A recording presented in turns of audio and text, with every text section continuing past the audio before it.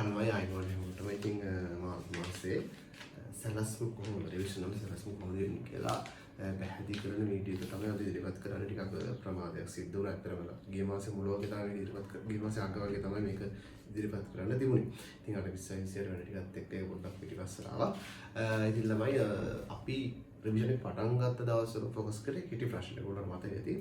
ඉතින් අපි කිටි ප්‍රශ්න 6කට වඩා පිටි ප්‍රමාණයක් කරලා apply paper එක විභාගයට අනුරූපව කිටි ප්‍රශ්න ටික කරලා එතන ඉවරයක් කරා.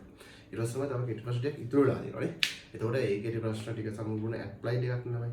ඒතකොට දැන් මෙතනදී මේ මාසේ කියන්නේ මාර්තු මාසේ සම්පූර්ණ අපි සැලසුම් කරලා තියෙන්නේ applied වලට වැඩි බරක් දාන්න.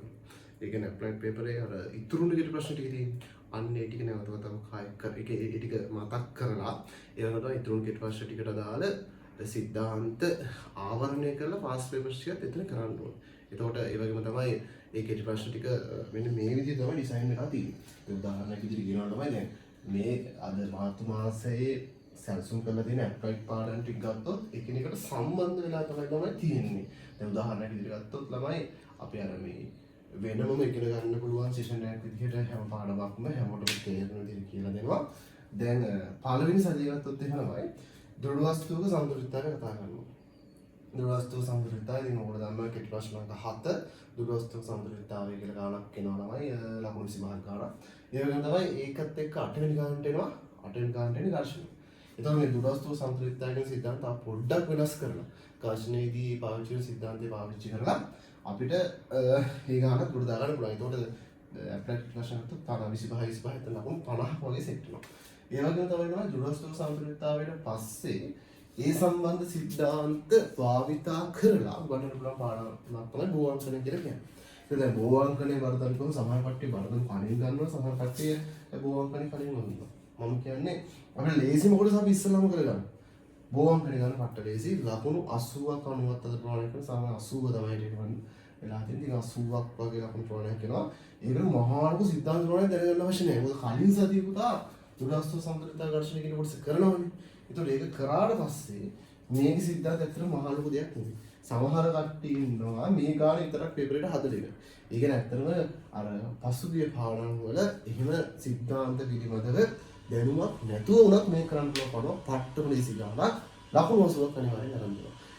ඉතින් දෙවෙනි සතියේ මේ පාඩම සැලසුම් කරලා දෙනවා. ඒ වගේම තමයි තුන්වෙනි සතියේ බරදන.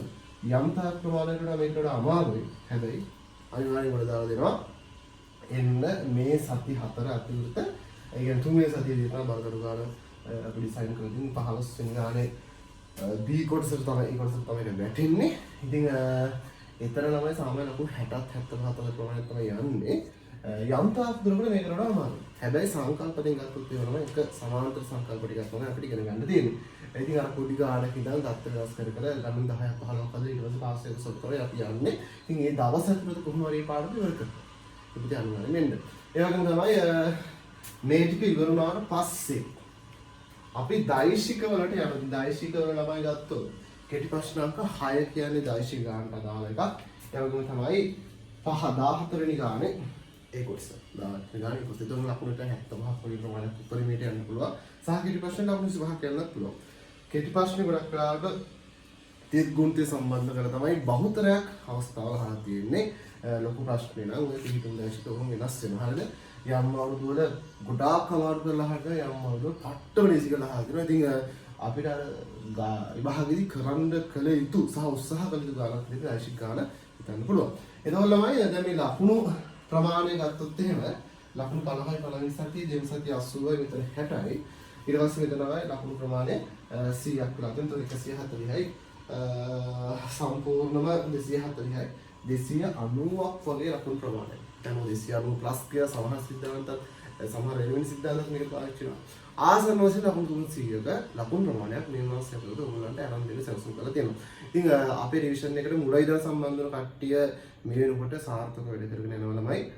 සිස්සර ආයතනය අවිස්සාවේ දැන් මියුසික් මාධ්‍ය රටවල සහ විනාශ මේ ගොඩ ආයතනයේදී ඒ මට දවස් ටික විතර සඳහන් කරලා නැහැ ළමයි. අඟහරුවක් තමයි සිස්සරේ තියෙන්නේ, බදාක් තමයි මියුසික් මයිගේ තියෙන්නේ, සිකුරාක් තමයි විනාශ එකේ තියෙන්නේ. ඉතින් සාමාන්‍ය පන්ති ටයිම් ටේබල් එක උදේ 8 ඉඳන් 5යි 10 වෙනකම්. ඒතකොට මේ වෙනකන් ළමයි මම උදේ පේපරේ දුන්නේ හවස ලකුණු දුන්නානේ.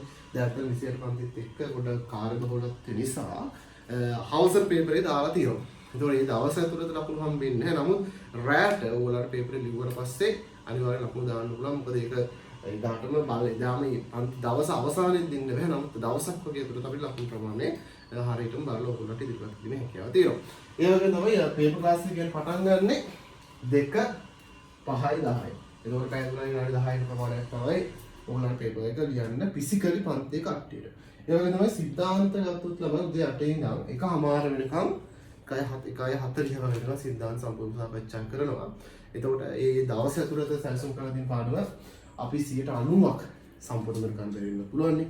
90%ක ප්‍රමාණය ඉවර කරන්න උපරිම උත්සාහ කරනවා. බොහෝ වෙලට පාඩම ඉවර වෙන්න පුළුවන්. ඉතින් සමහර ලේසි පාඩම් ඉතින් සිද්ධාන්ත අනුපාඩමක් තියෙනවායි ගණන් ප්‍රමාණයත් අඩු හින්දා පාසස් ප්‍රමාණයත් අඩු හින්දා ඒකට අංගල ඉක්මනට ඉවර කරලා දාන්න පුළුවන්. ඒ වගේ තමයි ඔන්ලයින් එක තමයි ගිය මාසය ඇතුළතදී නිශ්චිත දවසක් ඇත්තටම අපිට ප්‍රකාශ කරන්න පත් කරන්න බැරි වුණා. පොඩි ආත්මපස්විම්පයක් වුණා. ඉතින් මේ මාසය ඇතුළතදී බ්‍රහස්පතින්දා උදේ 7ට 7:10 විතර පැය තුනක් වෙනවා. ඒ වගේම තමයි ආය සෙනසුරාදා දවස ඇතුළත එතන රෙකෝඩින් එකක් යන්නේ තමයි ලයිව් එකක් කරන බ්‍රහස්පතින්දා සෙනසුරාදා දවසේ රෙකෝඩින් එකක් විදිහට යනවා. ඉතින් ඔයගොල්ලන්ට සම්බන්ධ වෙන්න අවශ්‍ය නම් මම ඩිස්ක්‍රිප්ෂන් එකේ නම්බර් එක දාලා තියන්නම්. එතකොට මේ පාඩම් සීරීස් එකම තමයි යන්නේ. එතකොට මේ පාඩම් සීරීස් එක අඩුවක් නැතුව ඒ ලයිව් එකේ ඒ විදිහටම යනවා. ටියුට්ස් ටික ගන්න ෆිසිකල් ක්ලාස් වලට එන්න ඕන ළමයි. හරිද? උඩ ටියුට්ස් ටික ඇවිල්ලා දැන් සමහර ළමයි ඉන්න ටියුට්ස් ගන්න ෆිසිකල් ක්ලාස් වලට ඇවිල්ලා ඔන්ලයින් විදිහට පන්තියට එනවා. ඉතින් ළමයි මේ මාසය මාර්තු මාසයේ සම්පූර්ණ සැලසුම මේක. රිසල්ට්ස් එන්නත් තව සති 3ක් වගේ කාලයක් තියෙනවා. ළමයි ඉතින් රිසල්ට්ස් ආවට පස්සේ ඒ කට්ටිය රිවිෂන් කරනවද නැද්ද කියන එක ගැන ඔයගොල්ලන්ට පසුබිම් දෙන්නම්. එහෙනම් ළමයි අපේ වැඩ පිළිවෙල ගැන සම්පූර්ණ විස්තරේ මේ වීඩියෝ එකේ තියෙනවා. එහෙනම් හැමෝටම අයිබෝන්.